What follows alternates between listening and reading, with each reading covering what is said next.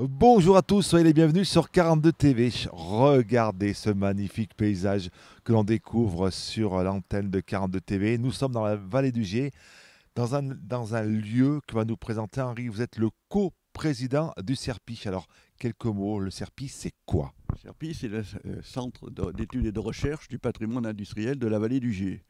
On se charge, on recherche et on essaye de garder la mémoire de tout ce qui s'est fabriqué dans la vallée du Gier, du Rhône à Saint-Chamond. Les bâtiments que l'on découvre là, ils sont juste magnifiques. Alors, c'est de la brique. Quelques mots sur ces bâtiments. C'est immense, le site est immense. C'est l'ancien site Gilet, teinturerie Gilet. Les façades sont classées au patrimoine. Donc le CERPI en occupe une certaine partie où ils ont exposé un certain nombre de trouvailles au long des certains nombres d'années. On va le préciser, nous ne sommes pas très très loin de la piscine de Saint-Chamond. Nous sommes à quelques centaines de mètres. À quelques cent mètres de la midi, la vague de Saint-Chamond, à côté de l'école hôtelière. Le CERPI, c'est né comment? Le CRP, c'est né par des passionnés il y a une trentaine d'années de façon à ne pas laisser disparaître ce patrimoine industriel qui a fait tout la richesse de cette vallée.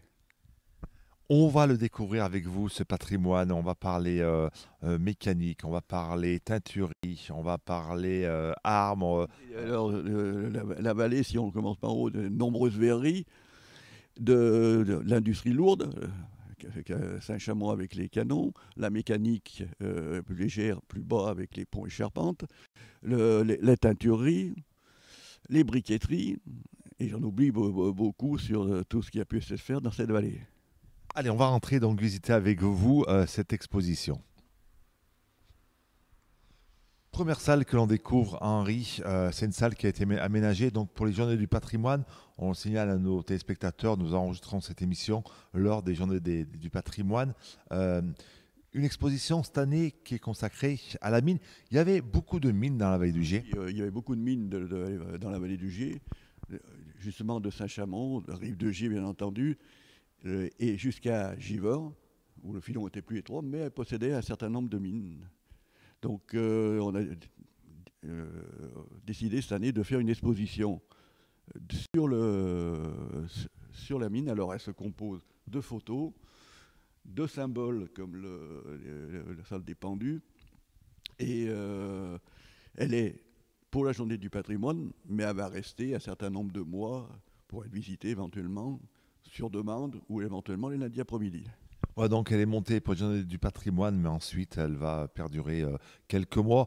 Des expositions temporaires. Chaque année, le thème change. Chaque année, le thème change. Les pâtés, c'était le port de Saint-Étienne sur le Rhône. Cette année, c'est les mines. Donc, et le charbon, toutes les autres expositions derrière vont décliner à partir de là. Hein. Donc vous le disiez, on trouve des photos, des affiches, la salle des pendus, mais aussi, vous le voyez sur cette vidéo, des lampes de mineurs, plein de choses. C'est tous des objets qui viennent de la région. Oui, c'est en général des dons de la région, des gens qui nous ont donnés ou qu'on a trouvés. En général, ils sont de la région. L'exposition, on a pris un peu des photos, des fois, qui symbolisent la mine. Pas obligatoirement des photos qui viennent du fond des mines de la région, mais en général, dans l'exposition, tous les puits qui sont présentés sont les puits de la région. Voilà, donc on va continuer donc cette visite de ce magnifique musée. Quelques mots, Henri, sur cette maquette. C'est Guy Dumazet qui a fait cette maquette. En tous les cas, récupéré des morceaux et qui est en train de la restaurer. Oui, c'est Guy Dumazet qui se charge de remettre en état cette maquette, ce qui va devenir plus tard la salle définitive consacrée à la mine dans le musée du Serpi. Ouais, donc tout ce que vous voyez ici, ça ne va pas bouger, c'est installé définitivement. Oui, ça va être installé définitivement et amélioré au fur et à mesure. On pense souvent à Saint-Étienne pour la mine, mais on s'aperçoit à travers cette exposition qu'il y avait beaucoup, beaucoup de puits de mine dans la vallée du Gier. Oui, dans la vallée du Gier, on peut compter, on estime environ à 560 de puits de mine ou fendus qui étaient dans la vallée du Gier. importante bien sûr sur Rive-de-Gier et Saint-Chamond, plus bas avec un certain nombre plutôt de fendus parce que le filon se rétrécissait, mais le filon passait sous le Rhône et ressortait sur l'autre côté du Rhône aussi. Voilà donc une maquette à découvrir ici au Serpi. Et puis bon, on va continuer notre visite de ce magnifique musée. Autre salle ici donc au Serpi, nous sommes dans la partie mécanique avec à mes côtés Philippe Huet. Alors vous êtes passionné par tout ce qui est train. Le chemin de fer. Le chemin de fer, ça c'est. Je suis un ancien cheminot, hein, donc ça aide aussi. Et donc comme là le thème c'était le charbon, eh ben je leur ai dit je vous fais un dépôt vapeur avec les locomotives à vapeur, hein, qui fonctionnent au charbon. On va dire que ce dépôt, on le trouvait dans les années 20, 30, 40. C'est un dépôt qu'on trouvait avant-guerre. Alors avant-guerre ou même jusque dans les années 60, hein, la dernière loco à vapeur, elle a roulé en 74, hein, en service commercial. Donc avant, il y en avait encore quelques-unes qui roulaient.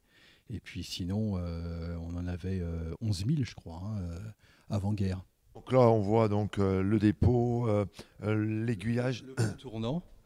Donc là, vous avez le pont tournant en plein milieu, ce qui est rond. Et là, on va garer les locomotives dans la rotonde, sous le bâtiment.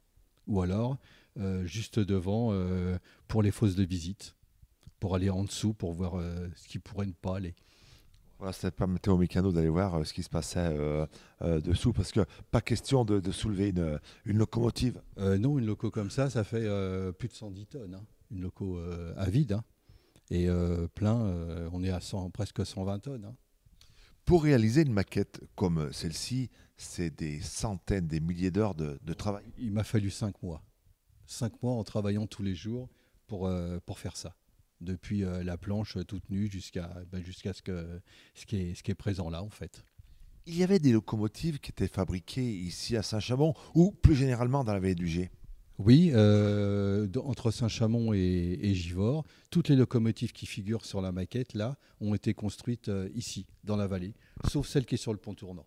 Ça, c'est la fameuse américaine, la 141R, qu'on a eue, qui nous a été livrée à partir de novembre 1944. On est loin de s'imaginer que beaucoup de locomotives qui ont parcouru le territoire français étaient fabriquées ici à Saint-Chamond. On fabriquait beaucoup de belles choses, de belles pièces à Saint-Chamond et dans la vallée du Gier.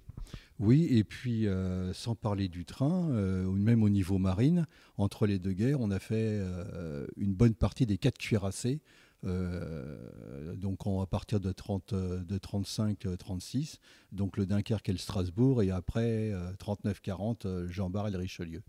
Toutes les tourelles, les plaques de blindage, les arbres d'hélice, tout ça ont été faits à Saint-Chamond. Les tourelles, elles s'étaient montées à blanc dans les cours des usines, et après elles s'étaient redémontées, et ça partait à Saint-Nazaire ou à Brest pour l'assemblage final sur le bateau.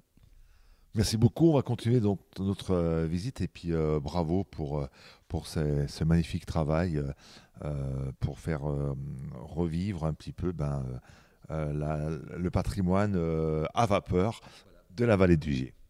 Et puis Henri, Saint-Chamond, c'est les armes, c'est les blindés exactement. C'est les blindés, et donc connu, la dernière fabrication, c'est le VAB, véhicule de l'avant blindé. Et bien entendu, le char Saint-Chamond de la garde 14. Donc, on a ici une maquette et un certain nombre d'armements et de canons pendant la garde 14, et d'obus. C'est la partie armement de la vallée. La vallée du Gier étant, pendant la garde 14, réquisitionnée puisque le nord est occupé. Donc, c'est toute la vallée du Gier qui va, entre autres, qui va fournir les munitions, les obus, les canons, toute la vallée va tourner pour la guerre. Et puis on fabriquait donc ici après donc les tourelles, c'est ça. Alors Creusot-Loire et puis Giat dans les dernières années. Giat en dernières années, c'était pour les dernières années, et c'était le VAB, le véhicule de l'avant blindé qui était donc fabriqué en série pour l'armée française et ailleurs, il y en a pour d'autres armées. Et puis aussi, alors ça j'ai découvert en visitant votre exposition, pour le télescope, il y a des pièces qui ont été fabriquées ici. Donc à Saint-Chamond, on fabriquait tout. Alors à Saint-Chamond, l'usine avait un certain nombre de... pas que l'armement, fabriquait beaucoup d'autres choses.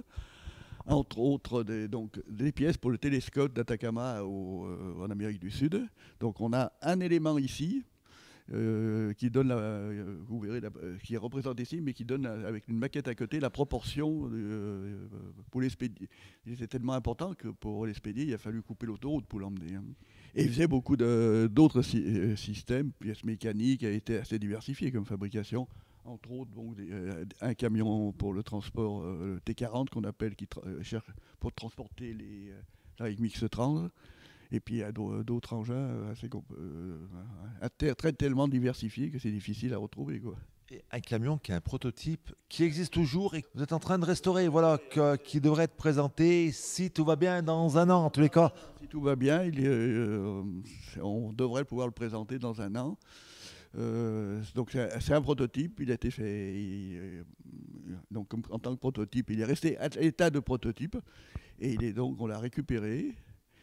Et on est en train, une équipe, donc d'autres sont en train de le restaurer.